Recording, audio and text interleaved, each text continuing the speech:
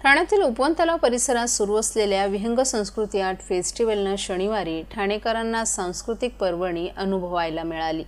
या कार्यक्रमात उपमुख्यमंत्री एकनाथ शिंदे यांच्या हस्ते भारतीय क्रिकेट संघाचा उदयोन्मुख फलंदाज यशस्वी जयस्वाल याला प्रतिष्ठित शिवगौरव पुरस्कारानं सन्मानित करण्यात आलं। या कार्यक्रमाचं आयोजन परिवहन मंत्री प्रताप सरनाईक यांच्या पुढाकारानं करण्यात आले।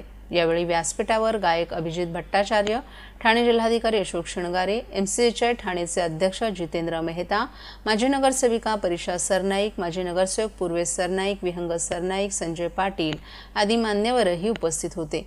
सांस्कृतिक फेस्टिवलमध्ये विविध कार्यक्रमांचा समावेश करण्यात आलाय। विशेषतः अभिजित भट्टाचार्य यांच्या गाण्यानं उपस्थितांना मंत्रमुग्ध केलं।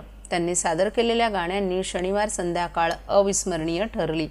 उपवन तलाव परिसरातील या कार्यक्रमानं ठाण्यातील नागरिकांच्या सहभागाला आणि संस्कृतीच्या जपणुकीला एक नवीन दिशा दिली आहे। विहंग संस्कृती आर्ट फेस्टिवलनं ठाणेकरांच्या मनात आनंद निर्माण केला असून हा महोत्सव पुढील काही दिवसांमध्ये आणखीनच रंगणार असल्याचं दिसून आलं।